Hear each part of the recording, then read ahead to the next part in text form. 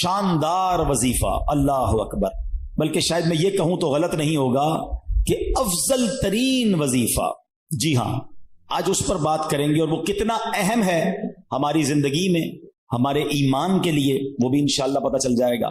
صحابی رسول حضرت شداد بن اوس رضی اللہ تعالی فرماتے ہیں کہ ہم صحابہ کرام علیہ رضوان اللہ پاک کے آخری نبی رسول ہاشمی صلی اللہ تعالی علیہ وسلم کی خدمت میں حاضر تھے. آپ علیہ الصلوۃ والسلام نے ہم سے پوچھا حل فیکم غریب، کیا کوئی تم میں اجنبی تو نہیں بیٹھا؟ صحابہ کرام نے کہا نہیں حضور، ہم سارے مسلمان ہی ہیں اور کوئی غیر نہیں ہے. تو نبی پاک علیہ الصلوۃ والسلام نے فرمایا ایسا کرو، دروازے بند کر دو. صحابہ نے دروازے بند کر دیے.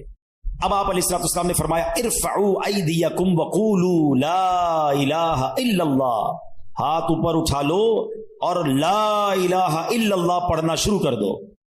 حضرت شداد بن اوس کہتے ہیں ہم سب نے ہاتھ اوپر اٹھائے اور کلمہ پاک پڑھنا شروع کر دیا. کچھ دیر اسی طرح ہم ذکر کرتے رہے، نبی پاک ذکر کرواتے رہے، اور اس کے بعد مالک کے جنت قاسم نعمت صلی اللہ تعالی علیہ وسلم نے خوشخبری سناتے ہوئے فرمایا ابشروا فإن اللہ قد غفر لکم، تمہیں بشارت ہو کہ بے شک اللہ پاک نے تمہیں بخش دیا ہے. مزید آپ علیہ السلام نے یہ بھی فرمایا کہ الحمدللہ، اے اللہ پاک تو نے مجھے یہ پاکیزہ کلمہ دے کر بھیجا، اسے پڑھنے کا حکم دیا اور اس پر جنت کا وعدہ بھی فرمایا، بے شک تو اپنے وعدے کے خلاف نہیں کرتا. سبحان اللہ. تو کلمہ طیبہ افضل الذکر لا الہ الا اللہ، اس کے کمال کے فضائل ہیں. کیا خوبصورت شعر شاعر لکھتے ہیں نا، حسبی ربی جس نے کہا فیض کے دریا کو پایا، گوہر مقصد ہاتھ آیا، لا الہ الا، کھل جائیں در جنت کے دوزخ کی سب آگ بجھے، دل سے کوئی ایک بار کہے لا الہ الا اللہ، پڑھو لا الہ الا اللہ، لا الہ الا اللہ. سبحان اللہ. کلمہ طیبہ کے بہت فضائل ہیں. یاد رہے یہ افضل ترین ذکر بھی ہے، بہترین وظیفہ بھی ہے. یہی کلمہ پڑھ کر غیر مسلم مسلمان ہوتا ہے. یہی مبارک کلمہ سچے دل سے پڑھنے کی برکت سے غیر مسلم کے سب گناہ دھل جاتے ہیں اور وہ جنت کا حقدار بن جاتا ہے. حلیت الاولیاء میں ہے، دو عالم کے مالک و مختار مکی مدنی سرکار صلی اللہ تعالی علیہ وسلم نے فرمایا، اللہ پاک ارشاد فرماتا ہے بے شک میں ہی اللہ ہوں، میرے سوا کوئی عبادت کے لائق نہیں، بس اے لوگوں میری ہی عبادت کرو. تم میں سے جو کوئی میری بارگاہ میں سچے دل سے لا الہ الا اللہ کی گواہی کے ساتھ آئے گا وہ میری پناہ میں داخل ہوگا، اور جو میری پناہ میں داخل ہوا وہ میرے عذاب سے محفوظ ہو گیا. کیا بات ہے، سبحان اللہ. کلمہ طیبہ کے مختلف نام ہیں، یاد رکھیے گا. لا الہ الا اللہ محمد الرسول، مل کر پڑھ لیں، لا الہ الا اللہ محمد الرسول اللہ صلی اللہ تعالی علیہ وسلم. اس کے بہت سارے نام ہیں. اس کا ایک نام کلمہ توحید بھی ہے، کلمہ اخلاص بھی ہے، اسے کلمہ احسان بھی کہتے ہیں، اسے کلمۃ التقوی بھی کہتے ہیں. اس مبارک کلمے کا ایک نام کلمہ ثابتہ یعنی ثابت شدہ کلمہ، پکا کلمہ، نام مٹنے والا کلمہ، ہمیشہ رہنے والا کلمہ بھی ہے. سبحان اللہ. اتنے حدیث اور اتنے فضائل ہیں اس کے بارے میں. صحابی رسول حضرت ابو ہریرہ رضی اللہ تعالیٰ عنہ فرماتے ہیں میں نے اللہ پاک کے آخری نبی رسول ہاشمی صلی اللہ تعالیٰ علیہ وسلم کی خدمت میں عرض کی، یہ بخاری شریف کی حدیث ہے کہ یا رسول اللہ صلی اللہ تعالیٰ علیہ وسلم، قیامت کے دن آپ کی شفاعت سے حصہ پانے والے خوش نصیب لوگ کون ہوں گے؟ فرمایا اے ابو ہریرہ میرا گمان یہی تھا کہ تم سے پہلے مجھ سے کوئی یہ بات نہیں پوچھے گا.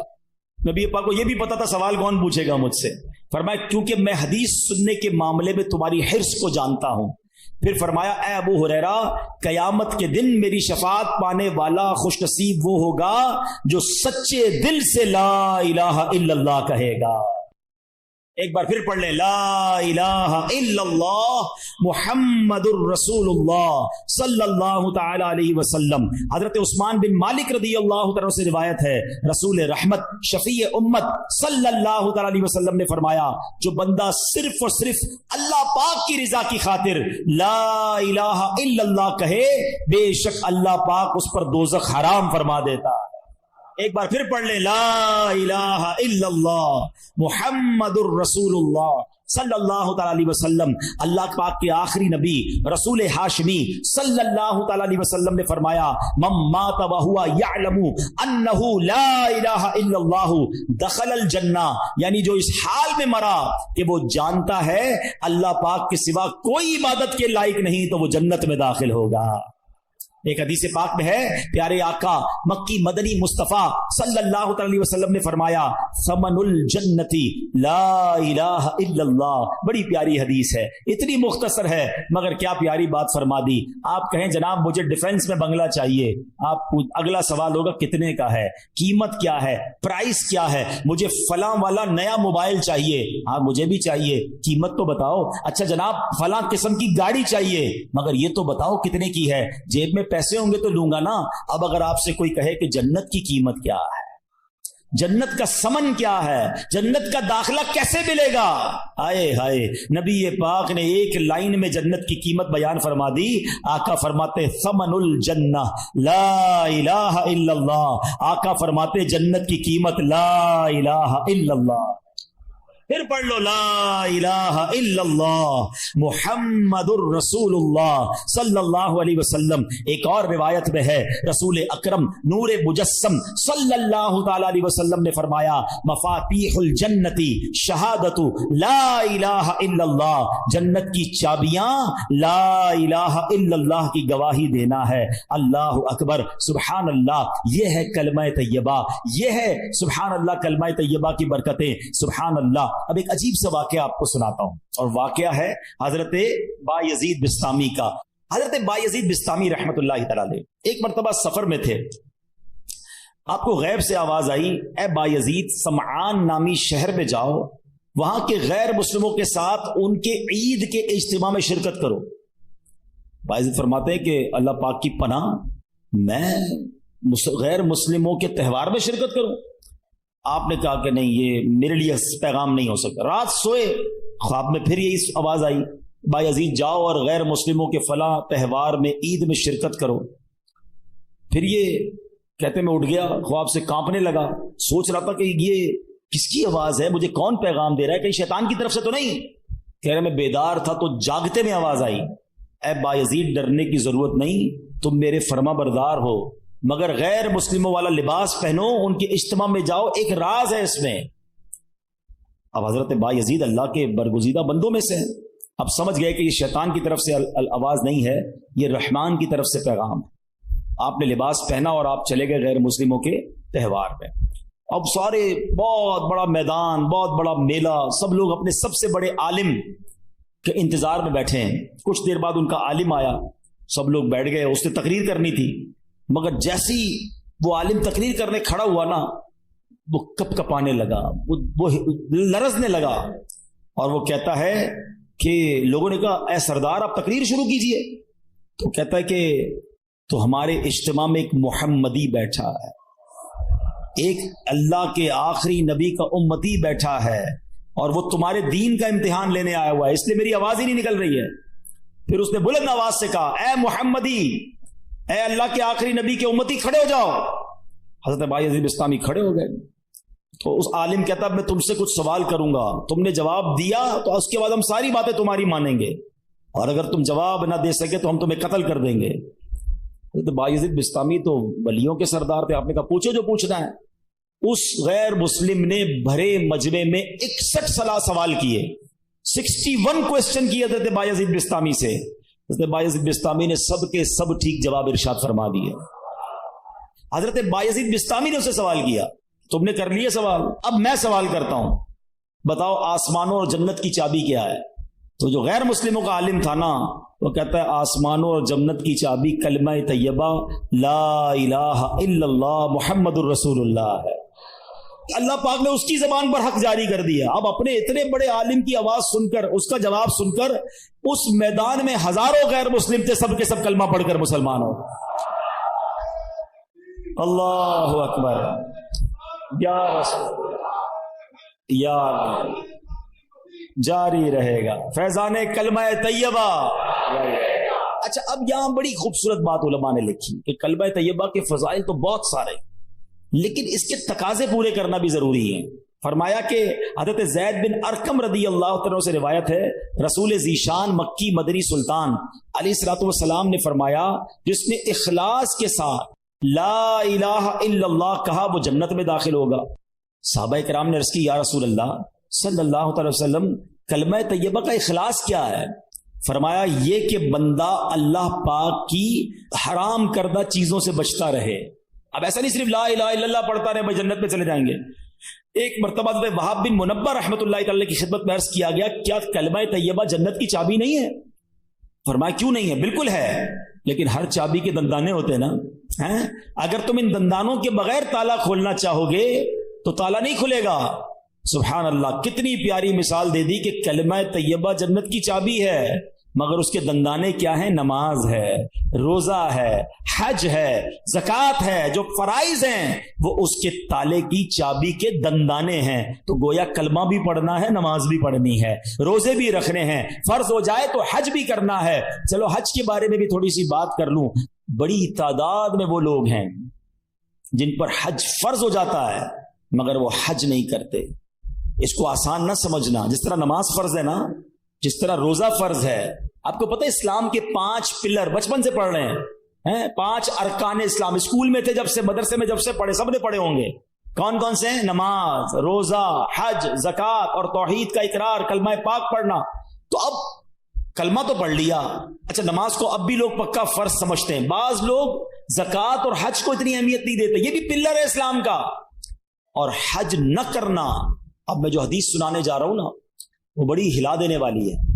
حدیث پاک کا مضمون ہے، نبی پاک فرماتے ہیں جو کوئی شخص استطاعت کے باوجود، یعنی طاقت رکھتا ہے، پیسے بھی ہیں، گھر والوں کو بھی نان نفقہ دے سکتا ہے، ایسی صحت بھی ہے کہ حج کر سکے، استطاعت کے باوجود حج نہ کرے، آقا فرماتے مجھے کوئی پرواہ نہیں وہ عیسائی ہو کر مرے یا یہودی ہو کر مرے. یعنی معاذ اللہ اس کے ایمان پر خاتمہ نہ ہونے کا خوف ہے. لوگ کہتے ہیں یار بس حج کرنا ہے تو وہ ذرا بچی کی شادی کر لوں پھر کر لوں گا، وہ ذرا کاروبار سیٹ کر لوں پھر کر لوں گا، آج کل بڑی گرمی ہے، حج ذرا ٹھنڈ میں آئے گا نا پھر کر لوں گا. اور اللہ کے بندوں ہمیں نہیں پتا ہم زندہ رہیں گے نہیں رہیں گے اگلے حج تک. کئی لوگ پچھلے حج میں ہمارے ساتھ تھے، اس بار نہیں ہیں. اگر فرض ہے تو دیر نہ کریں. اور اگر تم یہ سمجھتے ہو نا کہ 2-4 کام اٹکے ہوئے ہیں وہ ٹھیک ہو جائیں تو حج کروں گا، ارے تمہاری بھول ہے، وہاں چلے جاؤ، سارے کام ادھر سے ہی تو بن جاتے ہیں. بگڑے ہوئے بنتے ہیں سب کام مدینے میں، بٹتے ہیں جہاں بھر کے آلام مدینے میں. مشکل میں ہو تو جاؤ نا آقا کی دربار میں. اور لوگ کہتے ہیں حج کے پیسے تو ہیں مگر اس سے زیادہ نہیں ہیں، وہ کم ہو جائیں گے. بھول ہے تمہاری. حدیث پاک سناتا ہوں جس کا مضمون ہے حج کرو غنی ہو جاؤ گے. حج کرنے سے مال میں بھی برکت ہو جاتی ہے. حج میں سستی نہیں. حج ایک ہی بار فرض ہے، ایک بار کر لیا پھر بار بار نہیں ہے. لیکن جس نے ایک بار بھی نہیں کیا، اچھا ایک اور عجیب فینومینا، عمرے کرتے رہتے ہیں، ہر سال عمرہ کرتے، حج نہیں کیا. ارے بھائی تم 100 عمرے کر لو، تمہارا فرض ادا نہیں ہوا ہے. کوئی 100 نفل پڑھے اور فرض نہ پڑھے تو کیا ہوگا؟ فرض ادا ہو جائے گا؟ نہیں ہوگا نا. فرض پڑھنا پڑے گا نا. یہ بالکل اسی طرح حج کرنا پڑے گا. اور میں آپ کو سچ بتاؤں، کسی عاشق رسول کے ساتھ حج کر لیا نا پھر حج کی بار بار کیے بغیر چین آئے گا نہیں. حج کا مزہ بھی اور ہے، حج کا لطف ہی اور ہے. عرفات کا میدان، مزدلفہ کی راتیں، مینا کی بہاریں. آؤ اللہ سے دعا کرتے ہیں اللہ کلمہ پاک کی برکت سے اسی سال ہم سب کو حج نصیب فرما دے. اے اللہ تیرے خزانوں میں کمی نہیں، ہمیں اسی سال تیرے گھر آ کر لبیک پڑھنا بھی نصیب فرما دے. میرے رب کے خزانوں میں کمی نہیں ہے، لیکن حج کرنے کی پکی نیت رکھو. اور اگر حج فرض ہو گیا تو اس کی تاخیر نہ کریں. تو پتہ چلا کلمہ جو ہے وہ جنت کی چابی تو ہے، لیکن جناب والا اس کے دندانے بھی ہیں. اور اس کے دندانے کیا ہیں؟ اس کے دندانے یہ ہیں کہ نماز پڑھے، روزہ رکھے، اور حج فرض ہو تو حج ادا کرے، زکوٰۃ کی شرائط پائے جائیں تو زکوٰۃ دے. پھر دیکھیں انشاءاللہ یہ جنت کی چابی کیسے کام کرتی ہے. حضرت نوح علیہ السلام نے ایک بار اپنے بیٹے کو کمال کی نصیحت فرمائی. حضرت نوح علیہ السلام کا آخری وقت آ گیا. آپ نے اپنے بیٹے کو نصیحت کرتے ہوئے فرمایا بیٹا میں تمہیں 2 باتوں کا حکم دیتا ہوں اور 2 باتوں سے منع کروں گا. بیٹا میں تمہیں حکم دیتا ہوں کہ کلمہ طیبہ لا الہ الا اللہ کی کثرت کرتے رہو. بے شک اگر ترازو کے ایک پلڑے میں 7 آسمانوں اور 7 زمینیں رکھ دی جائیں, دوسرا ایک پلڑے میں کلمہ طیبہ رکھ دیا جائے تو 7 آسمانوں اور 7 زمینیں کا جو وزن ہے اس کے مقابلے میں کلمہ طیبہ کا وزن بڑھ جائے گا. دوسری نصیحت فرمائی بیٹا سبحان اللہ و بحمدہ کی کثرت کیا کرو. بے شک یہ ہر چیز کی تسبیح ہے, اس کی برکت سے مخلوق کو روزی دی جاتی ہے. دوسرا وظیفہ کیا مل گیا؟ سبحان اللہ و بحمدہ, سبحان اللہ و بحمدہ, سبحان اللہ و بحمدہ. روزی میں کمال کا وظیفہ ہے. جس کی روزی میں پرابلم ہو روز صبح کم از کم 112 بار پڑھ لیا کرو. اب آئیے فرماتے بیٹا میں تمہیں مزید 2 نصیحتیں کرتا ہوں. شرک اور تکبر سے بچتے رہنا. تو یہ 2 باتیں پازیٹو جو کرنے والی ہیں, 2 باتیں جن سے بچنا ہے, اس کو پکڑ لیجئے. کلمہ پاک اور سبحان اللہ و بحمدہ کا ذکر کرنا ہے اور شرک اور تکبر سے بچنا ہے. یہ حضرت نوح علیہ السلام کی سبحان اللہ وصیت بھی ہے اور شاندار نصیحت بھی ہے. اور سبحان اللہ کلمہ پاک کی ایک اور فضیلت سنیں. حضرت عبداللہ ابن عباس فرماتے ہیں دن اور رات میں کل 24 گھنٹے ہیں اور کلمہ طیبہ کے حروف بھی 24 ہی ہیں. جو ایک بار کلمہ طیبہ پڑھتا ہے اس کا ہر حرف 1 گھنٹے کے گناہوں کا کفارہ بن جاتا ہے. بس جب بندہ ہر روز 1 مرتبہ کلمہ طیبہ پڑھے اس پر کوئی گناہ باقی نہیں رہتا. اب سوچو جو دن میں کئی بار کلمہ پاک پڑھتا ہے اس پر کتنا اجر و ثواب ملتا ہوگا. تو یہ ذکر جو ہے اپنی زندگی میں شامل کر لیجئے. نبی پاک علیہ السلام نے فرمایا قیامت کے دن اللہ پاک فرشتوں سے فرمائے گا کلمہ طیبہ پڑھنے والوں کو میرے قریب کر دو اور میرے عرش کے سائے میں جگہ دو, بے شک میں ان سے محبت کرتا ہوں. اللہ کا محبوب بننا ہے تو کلمہ پاک کا ورد کیجئے. اللہ اکبر. میں نے ایک شروع میں بات کہی تھی کہ افضل الذکر کیا ہے. اب حدیث سن لو. احمد مجتبی رسول خدا صلی اللہ تعالی علیہ وسلم نے فرمایا افضل الذکر لا الہ الا اللہ و افضل الدعاء الحمدللہ. آقا فرماتے ہیں افضل ذکر ہے لا الہ الا اللہ اور افضل دعا ہے الحمدللہ. تو سبحان اللہ کلمہ پاک بھی پڑھنا ہے اور بات بات پر اللہ کا شکر بھی ادا کرنا ہے. بہرحال میرے پیارے اسلامی بھائیوں, اب ایک اور اہم بات سبحان اللہ کہ ہمیں جب آخری وقت کسی کا آ جائے نا, کسی مردے کا, کسی شخص کا آخری وقت, انتقال کا وقت قریب آ جائے تو اس وقت اس کے پاس جا کر کلمہ پاک کی تلقین کرنی چاہیے, کلمہ سکھانا چاہیے.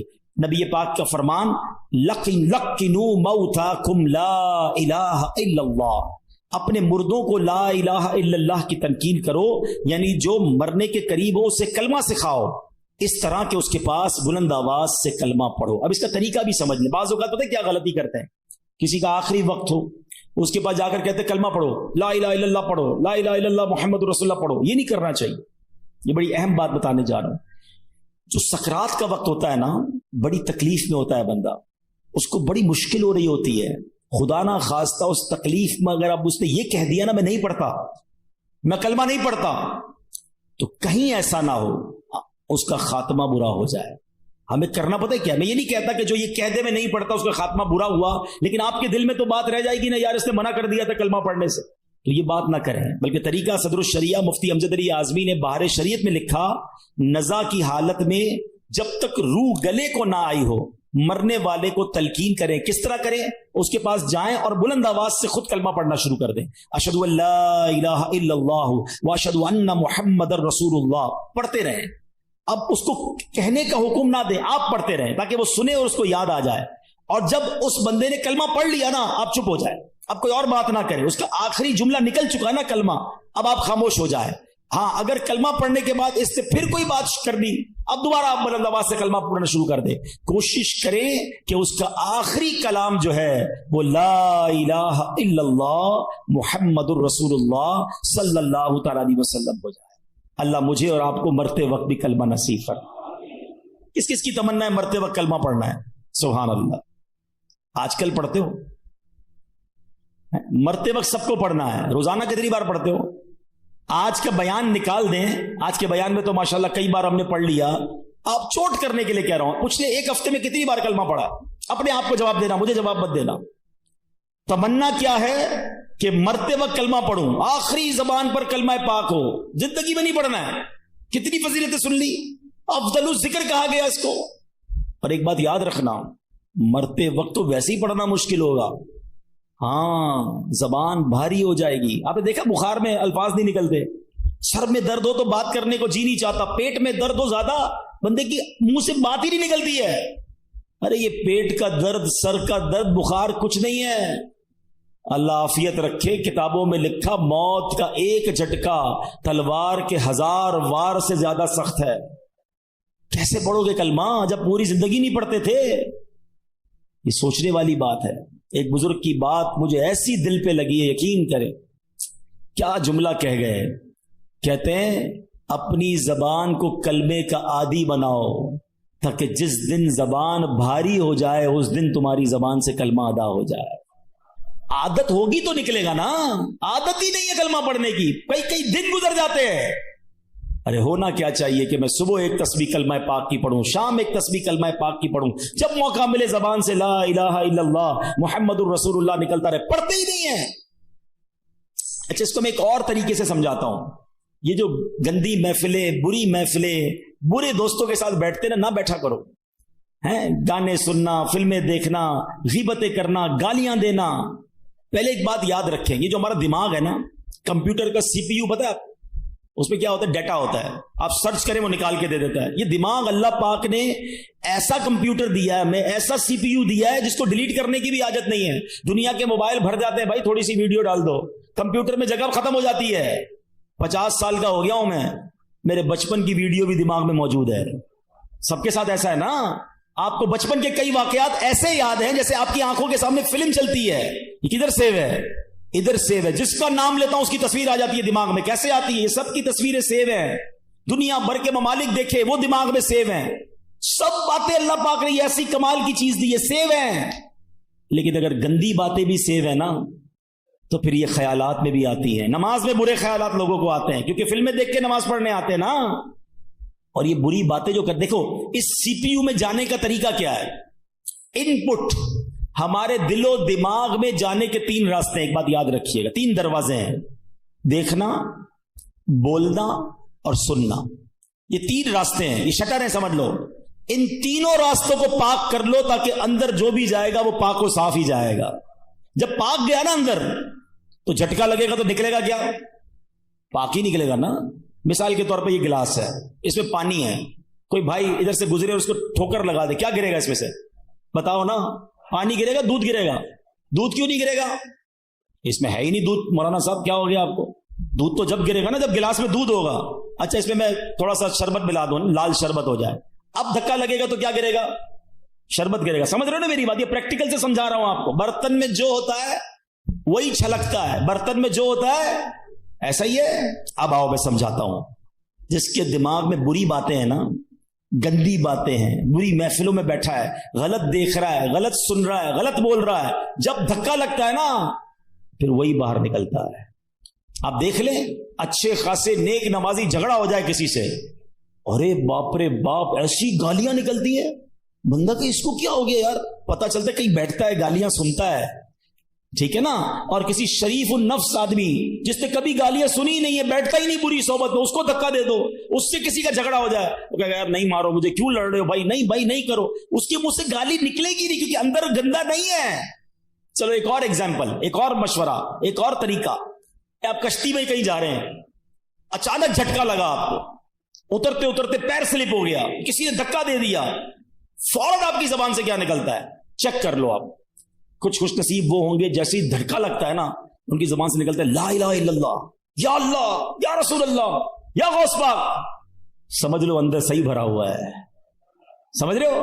اندر آپ کا پاک بھرا ہوا ہے, جھٹکا لگ رہا ہے, اچھا ہی نکل رہا ہے. مگر ایسے بھی لوگ سن رہے ہوں گے کہ جب جھٹکا لگتا ہے نا گالی نکلتی ہے, ابے تیری, ابے او, پتہ نہیں کیا کیا بولتے ہیں یار. ذرا سا موٹر سائیکل کو بریک لگے, سامنے والے کو گالیاں شروع. مطلب کیا ہے؟ اندر کیا بھرا ہوا ہے؟ گندا بھرا ہوا ہے.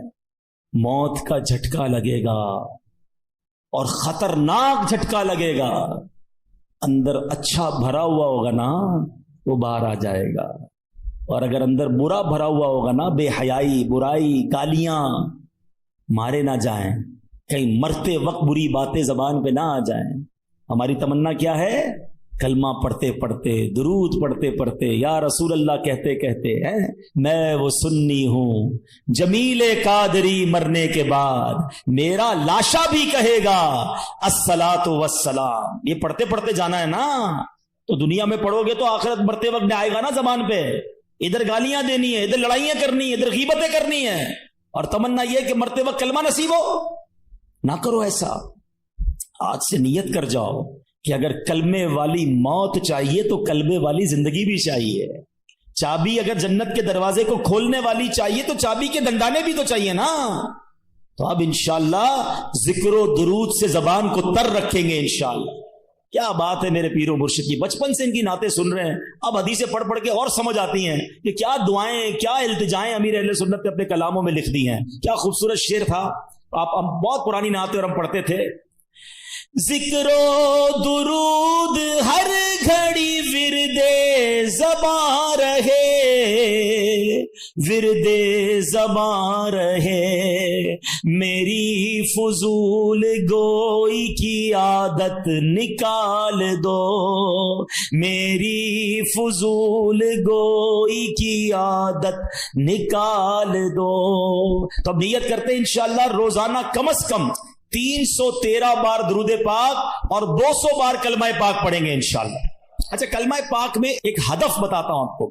اچھا، وہ کوشش کریں، 1 مہینے کا ٹارگٹ دے رہا ہوں آپ کو، اللہ کرے کہ مجھے اور آپ کو اس بار حج کی سعادت مل جائے تو ادھر کر لیں گے انشاءاللہ، ادھر نہیں جا سکے تو ادھر کر لیں گے۔ اب وہ وظیفہ ایسا ہے آپ کا ایمان تازہ ہو جائے گا۔ بس یہ میرا بیان میں اب اینڈ کر رہا ہوں، لیکن یہ وظیفہ سبحان اللہ حدیث سے سن لو۔ پہلے میں آپ کو اس کی فضیلت سنا دیتا ہوں۔ حدیث میں آتا ہے کہ جو 70,000 مرتبہ کلمہ طیبہ پڑھ لے اس کی مغفرت کر دی جاتی ہے، یہ روایتوں میں آتا ہے، ٹھیک ہے۔ 70,000 پڑھنا ہے۔ اب یہ ضروری نہیں کہ ایک ہی محفل میں پڑھ لیں، آپ 1 مہینے کا ٹارگٹ رکھ لیں کہ یار اس مہینے 70,000 پورے کر لوں گا۔ اب اس پہ فرمائے لا الہ الا اللہ، لا الہ الا اللہ پڑھتا رہے، ہر 100 کے بعد ایک بار محمد الرسول اللہ صلی اللہ تعالی علیہ وسلم پڑھ لے۔ اب اس کے بارے میں سبحان اللہ ایک بڑی خوبصورت روایت بھی ہے کتابوں میں۔ حضرت محی الدین ابن عربی ایک جگہ دعوت پہ تشریف لے گئے، تو ایک لڑکا جو ہے اس کے بارے میں مشہور تھا کہ یہ صاحب کشف ہے، اس کو بہت ساری باتیں کشف سے معلوم ہو جاتی ہیں، آپ نے سنا تھا۔ تو وہ بچہ جو ہے وہ آپ کے پاس کھانا کھا رہا تھا، اچانک رونے لگا۔ تو آپ نے کہا کیوں رو رہے ہو؟ کہا میں نے اپنی ماں کو جہنم میں دیکھا ہے، اس کی ماں کا انتقال ہوا تھا۔ شیخ ابن عربی نے تھوڑے عرصے پہلے 70,000 بار کلمہ پاک پڑھا ہوا تھا، آپ نے دل ہی دل میں وہ کلمہ پاک اس کی مرحومہ والدہ کو ایصال ثواب کر دیا کہ میں اس کو ایصال کرتا ہوں۔ وہ لڑکا مسکرانے لگا، آپ نے اس کو بتایا نہیں؟ کہتا کیوں مسکرا رہے ہو؟